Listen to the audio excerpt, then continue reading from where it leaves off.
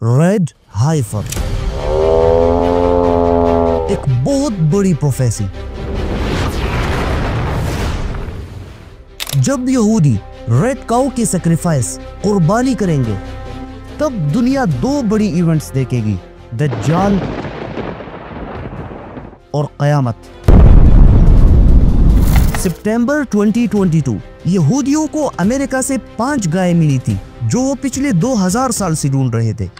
लेकिन अब क्वेश्चन ये है कि क्या इन 5 रेड हाइफर्स की कुर्बानी से दुनिया वाकई में ये 2 इवेंट्स देखेगी या नहीं। आज से 3300 साल पहले हजरत मूसा अलैहिस्सलाम ने अपनी कौम बनी इसराइल को फिरौन की गुलामी से आजाद कर दिया और मूसा अलैहिस्सलाम अपनी कौम के साथ फलस्तीन के पास ही इस डेजर्ट में रहने लगे। यहाँ पर मूसा अलैहिस्सलाम ने अपनी कौम बनी इसराइल से कहा कि अपने बाप दादा की जमीन फलस्तीन पर हमला करके उसे कब्जा करो। एक जमाना था कि जब फलस्तीन में सिर्फ बनी इसराइल ही रहते थे, लेकिन जब हजरत यूसुफ अलैहिस्सलाम के जमाने में सारे बनी इसराइल इजिप्ट की तरफ शिफ्ट हुए तो यहाँ पर फलस्तीन में 2 ताकतवर कबीले आबाद हो गए जिनके जिस्म बहुत ही मजबूत और हाइट भी काफी ज्यादा थी। अब जब बनी इसराइल इजिप्ट से वापस फलस्तीन की तरफ आ गए तो यहाँ फलस्तीन में बनी इसराइल ने उन्हीं ताकतवर 2 कबीलों को देखा जो पिछले कई सालों से यहाँ पर आबाद हो चुके थे। लेकिन जब मूसा अलैहिस्सलाम ने अपने कौम बनी इसराइल से उनसे लड़ने के लिए कहा तो उन्होंने मूसा अलैहिस्सलाम से कहा कि आप और आपका रब जाकर लड़ो, हम नहीं इनसे लड़ने वाले। जिसकी वजह से अगले 40 साल तक बनी इसराइल सजा के तौर पर इस डेजर्ट में रहने लगे। और यहीं पर हजरत मूसा अलैहिस्सलाम अल्लाह ताला से तौरात लेने के लिए 40 दिन तक माउंट सिनाई पर गए। मूसा अलैहिस्सलाम के जाने के बाद उनकी कौम में से एक शख्स ने सारे बनी इसराइल से सोना इकट्ठा किया और फिर उस सोने को पिघलाकर एक काऊ की शक्ल दे दी और उसमें जिब्राइल अलैहिस्सलाम की पाँव की मिट्टी डाली, जिसकी वजह से उस गाय में से मुख्तलिफ आवाजें निकलने लगी। और इस गाय में से आवाज निकलना वहाँ सारे बनी इसराइल के लिए एक अजीब बात थी। फिर उस आदमी ने सारे बनी इसराइल से कहा कि मूसा अलैहिस्सलाम तो अपने रब के पास गए हैं, लेकिन रब नऊजुबिल्लाह खुद हमारे पास यहाँ आए हैं। जिसके बाद बनी इसराइल अगले 40 दिन तक उस गाय की इबादत करने लगे और गाय की इज्जत और मोहब्बत उनके दिलों में बैठ गई। लेकिन 40 दिन के बाद जब हजरत मूसा अलैहिस्सलाम अल्लाह ताला से तौरात लेकर अपनी कौम के पास आ गए तो अपनी कौम को इस हालत में देखकर बहुत गुस्सा हो गए और फिर अपनी कौम को उस गाय की इबादत से मना कर दिया। उसके बाद बनी इसराइल गाय की इबादत से मना तो हो गए, लेकिन फिर भी गाय की इज्जत और मोहब्बत उनकी दिल में कहीं न कहीं मौजूद थी और अल्लाह ताला ने इसी मोहब्बत को ख़त्म करने के लिए उन्हें गाय की सैक्रिफाइस कुर्बानी करने की हुक्म दे दी। हुआ कुछ यूं कि बनी इसराइल में एक शख्स मर गया जिसका मारने वाला काफी ढूंढने के बाद भी मालूम नहीं हुआ।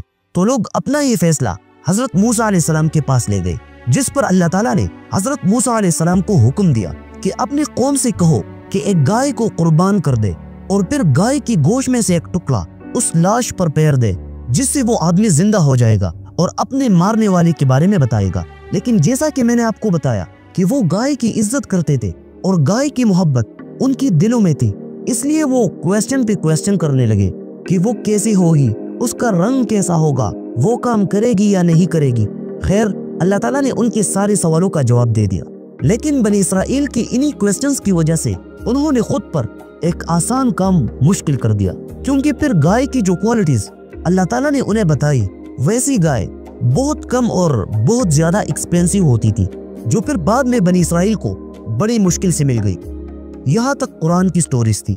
बाइबल में है कि अल्लाह ताला ने मूसा और हारून से कहा कि एक गाय लेकर आओ जिसके जिस्म के सारे पार्ट्स बिल्कुल ठीक हो और उसका कलर फुली रेड हो, उसके जिस्म में दूसरे कलर का कोई एक बाल भी ना हो और एज उसके कम से कम 3 साल हो। फिर उस गाय को टेम्पल की बिल्कुल सामने सैक्रिफाइस कर दो। असल में यहूदियों के मुताबिक जो भी शख्स किसी डेड बॉडी को टच करे तो वो नापाक हो जाता है और उसकी नापाकी की वजह से वो आदमी जिससे भी मिलता है वो भी नापाक हो जाता है और इस वजह से ऑलमोस्ट सारे यहूदी नापाक हो गए हैं। और यहूदियों की इसी नापाकी की वजह से ना तो वो अपने रब की इबादत कर सकते हैं और ना ही वो अपना मस्जिद टेम्पल बना सकते हैं।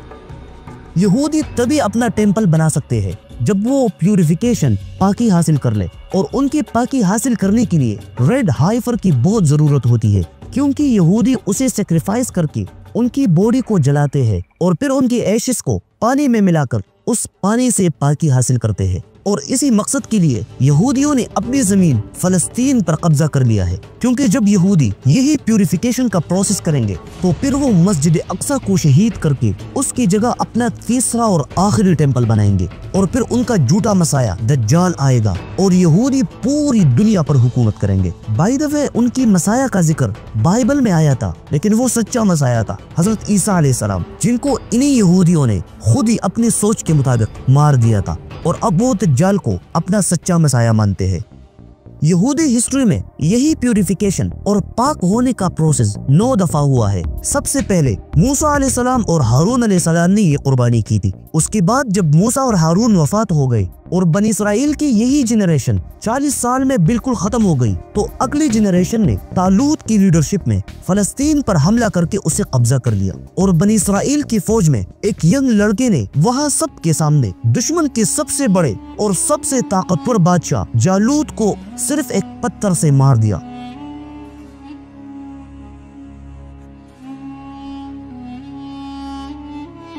और उस यंग लड़के का नाम था दाऊद, और आगे जाकर अल्लाह ताला ने इसी दाऊद अलैहिस्सलाम को अपना नबी बनाया, और फिर उसने बनी इसराइल के लिए एक बहुत बड़ी एम्पायर बनाई, और दाऊद अलैहिस्सलाम उस एम्पायर का पहला बादशाह बन गया। और फिर उसके बेटे सुलेमान अलैहिस्सलाम ने इस एम्पायर को आने वाले सालों में और भी मजबूत बनाया, और वहाँ जेरूसलम में उसने बनी इसराइल के लिए एक बहुत बड़ी टेम्पल बनाई, जिसे टेम्पल ऑफ सुलेमान कहा जाता है। और फिर सारी बनी इसराइल उसी टेम्पल में अल्लाह ताला की इबादत किया करते थे, और इसी टेम्पल के बिल्कुल सामने वो यही प्यूरिफिकेशन और पाकी हासिल करने का प्रोसेस किया करते थे। और जो भी लोग बनी इसराइल में से नापाक होते थे, वो पाकी हासिल करने तक उस टेम्पल में दाखिल नहीं हो सकते थे। और यही से लेकर यहूदी हिस्ट्री में यही प्यूरिफिकेशन का प्रोसेस 9 दफा हुआ। लेकिन जब आहिस्ता आहिस्ता यहूदी कमजोर हो गए और दुनिया में एक नई सुपर पावर बन गई, द ग्रेट रोमन एम्पायर, और फिर हजरत ईसा अलैहिस्सलाम की कुछ ही वक्त बाद सारे रोमन एम्पायर वाले क्रिश्चियन बन गए, तो रोमन एम्पायर के बादशाह टाइटस ने यहूदियों पर ऐसा जुल्म किया कि फलस्तीन के सारे स्ट्रीट्स कई दिनों तक यहूदियों के खून से भरे हुए थे, और टाइटस ने यहूदियों की उसी टेम्पल को आग लगाकर बिल्कुल तबाह कर दिया। तो इसी बर्बादी के बाद पिछले 2000 साल तक ना यहूदी फलस्तीन जा सके और ना ही दोबारा अपना टेम्पल बना सके। और तब से लेकर अब तक पिछले 2000 साल से यहूदियों ने फिर प्यूरिफिकेशन का प्रोसेस भी नहीं किया। लेकिन अब यहूदियों ने एक बार फिर अपने जमीन फलस्तीन पर कब्जा कर लिया है, और वो कई सालों से रेड हाइफर्स की तलाश में थे, ताकि वो उनकी कुर्बानी करे और फिर उनकी एशिस से खुद को पाक करे, तभी वो फलस्तीन में अपना तीसरा और आखिरी टेम्पल बना सकेंगे। इसी मकसद के लिए सितंबर 2022 यहूदियों को यूएसए में से 5 रेड हाइफर्स मिले थे, जिनको स्पेशली इजराइल लाया गया। लेकिन तब से सोशल मीडिया पर सारे लोगों ने ये आवाज उठाई कि अब बस दज्जाल और कयामत आने वाला है और सब कुछ खत्म हो जाएगा, क्योंकि हिस्ट्री में जब भी मुसलमानों पर ऐसे सख्त हालात आते हैं तो वो यही कहते हैं, लेकिन ऐसा कुछ भी नहीं है, क्योंकि दज्जाल 2 ही सूरतों में आ सकता है। पहली सूरत, अगर यहूदियों के लिए दज्जाल आएगा तो ये लाजमी बात है कि उनके मुकाबले के लिए इमाम मेहदी और ईसा अलैहिस्सलाम भी आएंगे, और फिर यही मुसलमान उनसे मिलकर दज्जाल और उसकी फौज यहूदियों का मुकाबला करेंगे। तो अब जरा गौर करो, क्या मुसलमानों के पास ऐसी ताकत मौजूद है जो अमेरिका और यहूदियों का मुकाबला कर सके? क्या हमारे पास ऐसी हथियार मौजूद है जो उनकी टेक्नोलॉजी से लड़ सके? नहीं। तो फिर दज्जाल तभी आ सकता है जब उसके मुकाबले के लिए मुसलमानों के पास भी उतनी ही ताकत मौजूद हो। दूसरी सूरत, एक हदीस में है कि जब मक्का में मेहदी आएंगे तो उनकी मदद के लिए मशरक से मुसलमानों की एक फौज काले झंडे लेकर निकलेंगे, और फिर इमाम मेहदी उस फौज के साथ मिलकर जेरूसलम को फतह करेंगे। तो अब जरा सोचे, इस टेक्नोलॉजी के दौर में जमीनी लड़ाई और फौज से कौन मुकाबला करता है? ये तो केमिकल वेपन्स का दौर है, बटन दबाओ और काम हो जाएगा। तो यहाँ इस हदीस से मालूम होता है कि दज्जाल के आने के बाद ये टेक्नोलॉजी बिल्कुल फ्लॉप और या खत्म हो जाएगी और दुनिया फिर से पुराने दौर में चली जाएगी। तो तभी ये जमीनी लड़ाई और आर्मीज की लड़ाई पॉसिबल होगी, क्योंकि लड़ने के लिए दोनों साइड सेम पावर होनी चाहिए। अगर खालिद बिन वलीद रज़ियल्लाहु तआला अन्हु हर जंग जीतता تو اس کا مطلب یہ نہیں کہ خالد بن ولید رضی اللہ تعالیٰ عنہ نے اپنی تلوار سے پسٹل کا مقابلہ کیا ہے، نہیں، تلوار کے بدلے تلوار، دونوں سائیڈ پاور سیم تھی، اور اگر کبھی خالد بن ولید رضی اللہ تعالیٰ عنہ کے مقابلے میں وہ پسٹل بھی اٹھا کر لے آتے تو یقین مانو حضرت خالد بن ولید رضی اللہ تعالیٰ عنہ سب سے پہلے پسٹل بنانا سیکھتے۔ سبسکرائب